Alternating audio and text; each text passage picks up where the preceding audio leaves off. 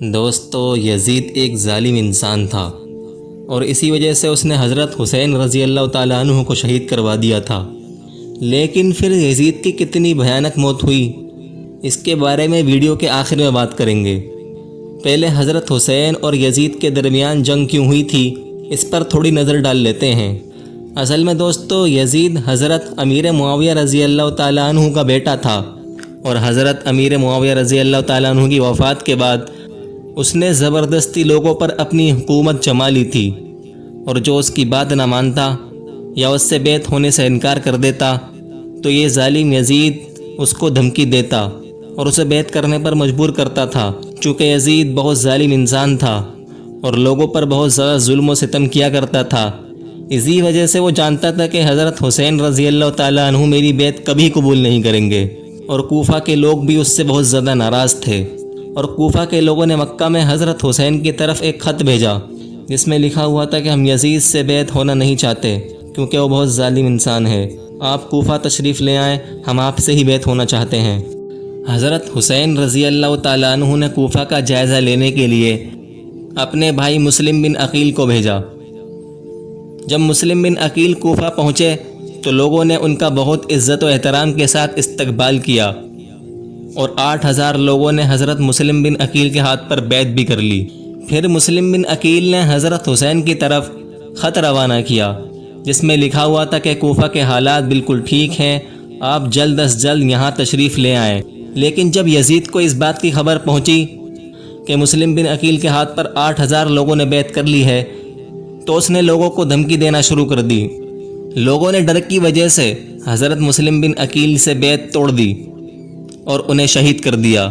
لیکن وہ خط جو مسلم بن عقیل نے حضرت حسین کی طرف بھیجا تھا وہ بھی پہنچ چکا تھا، اور حضرت حسین کو حضرت مسلم بن عقیل کی شہادت اور لوگوں کی بے وفائی کی خبر جب پہنچی، جب آپ اپنے اہل خانہ کے ساتھ کوفہ کی طرف روانہ ہو گئے تھے اور کوفہ کے بالکل قریب تھے، اتنے میں یزیدی فوج نے آپ کو گھیر لیا اور کہا کہ آپ کوفہ میں داخل نہیں ہو سکتے۔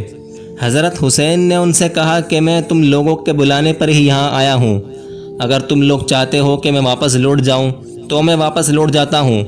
لیکن یزید نے اور اس کی فوج نے آپ کو واپس جانے سے انکار کر دیا، اور حضرت حسین نے ان سے کہا کہ یا تو تم میری یزید سے ملاقات کرا دو یا واپس ہمیں اپنے شہر جانے دو۔ لیکن یزید نے آپ کو واپس جانے نہیں دیا اور اپنی 22,000 کی فوج حضرت حسین کے سامنے بھیج دی۔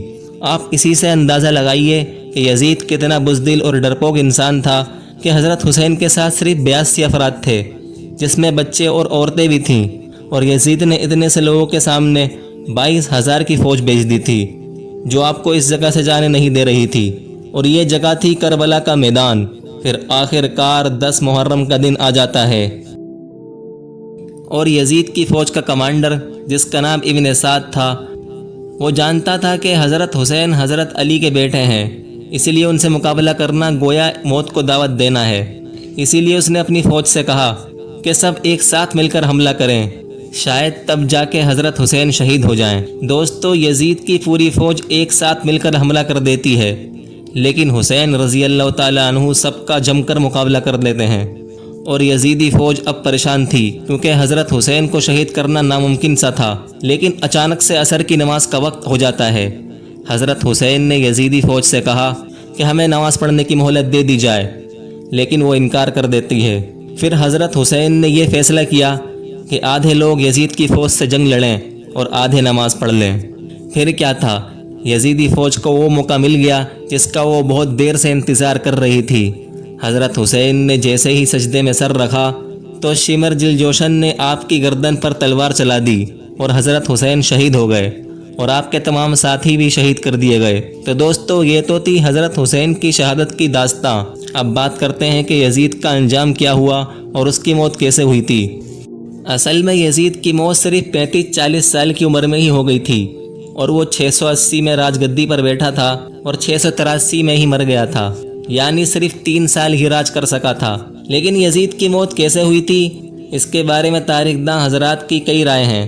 کچھ اتہاسکار کہتے ہیں کہ اس کی موت کی وجہ یہ تھی کہ کربلا کی جنگ کے بعد یزید کو ایک بھینکر بیماری لگ گئی تھی جس میں اس کی آنتیں گل گئی تھیں اور سڑ گئی تھی، وہ جب پانی پیتا تو بھی تڑپتا اور جب نہیں پیتا تو بھی تڑپتا، اور بہت زیادہ تڑپ تڑپ کر ہی اس کی موت ہو گئی۔ اور کچھ اتہاسکار کہتے ہیں کہ یزید گھوڑے سے گر گیا تھا، جس کی وجہ سے اس کی گردن کی ہڈی ٹوٹ گئی تھی اور پھر وہ کبھی اپنے پیروں کے بل کھڑا نہ ہو سکا تھا، اور اسی حالت میں اس کی موت ہو گئی تھی۔ دوستو، ویسے تو یزید کی موت کیسے بھی ہوئی ہو، لیکن اتنا ضرور ہے کہ یزید کی موت بہت خطرناک طریقے سے ہوئی تھی، اور کربلا کے بعد بہت جلد ہی اس کی موت ہو گئی تھی۔ دوستو، اسی طرح کی ہسٹری سے ریلیٹڈ ویڈیو دیکھنے کے لیے ہمارے چینل کو سبسکرائب کریں۔